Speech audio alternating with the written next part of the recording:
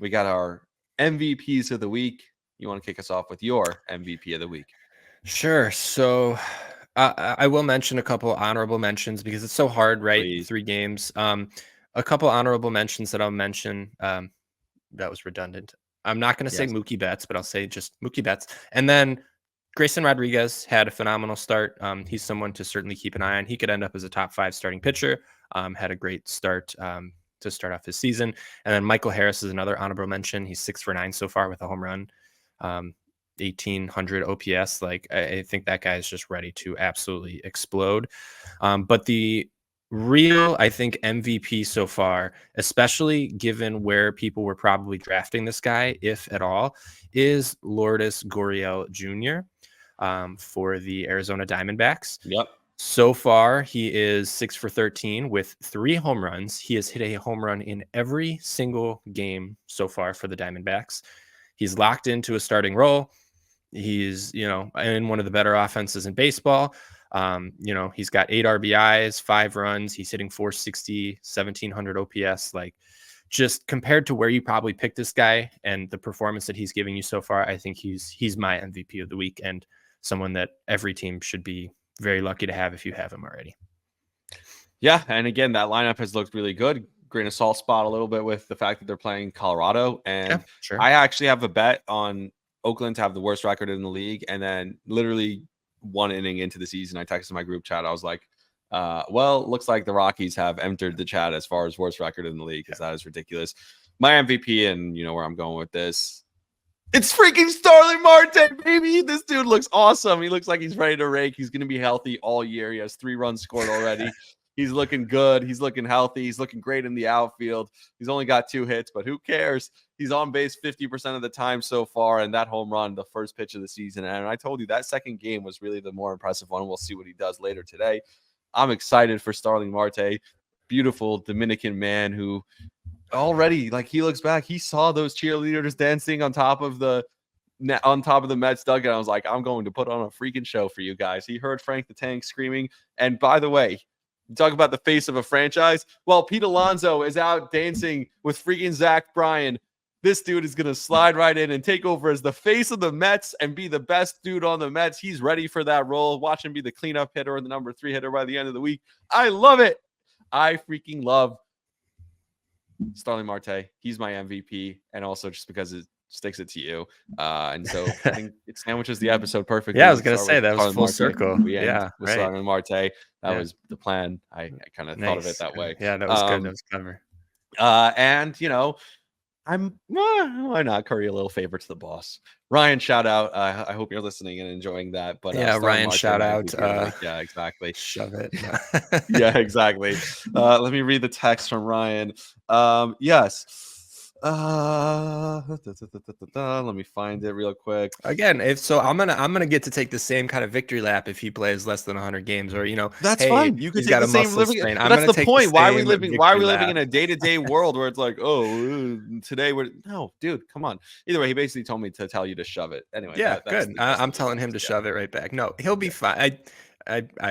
We'll see. We'll see. Time will tell. We will see. All right, everyone.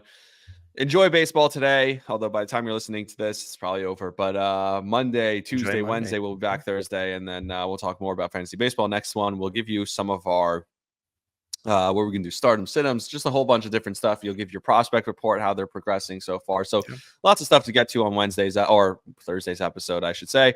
But until then, please like, subscribe, share the podcast. That's how this podcast grows, and we can continue to put out this great content. And tell you all about our favorite fantasy baseball players that play in either the Midwest or on the East Coast. That's pretty much what we do here. So until then, like, subscribe, share the podcast. Vince, you got anything for everyone else left? No, just I'm so happy baseball's back. And yeah, it's fun. It's been fun. Opening day. Like I felt nothing, I was like, all right, whatever. The Yankees, another disappointing season, but they pull me back in. You know what I mean? 3 come from behind victories. I wrote this on Twitter. I was like, the Yankees came back in their first three, had 3 come from behind victories in their first 3 games of the 2024 season. They had 3 all year last year. Now I don't know if that's true, but it sounded good, so I put it out on Twitter. I actually thought that was true. You had me buying in, but I was kind of like, that's a weird stat. Like I know, like it's they should not have a more crazy than stat. that. Yeah, but, they should have had more than that last year. That 82 wins. Yeah, they probably did have more than that, but I didn't check. I don't know, but I figured like I thought it was gonna go viral. That's why I tweeted it. I thought like a lot of people were just gonna like, whoa, that's crazy, like crazy stat. Not true at all. I mean, it could be it's true. I have no idea. I but will I'm say assuming too, it's not just true. ask people if you're listening, ask us questions on YouTube. We got tons of Yeah, questions I that we did respond see. to, and Ooh, I did see. I should pull it up. This is a bad job out of me. And now we're doing this live. But there was someone who asked a question in one of our videos. Do you know what I'm talking about? I do try to respond to all of them. Let's You see. may I have see responded to it this. already. By the way, bad job by you. If you're responding to it, you should be responding to it on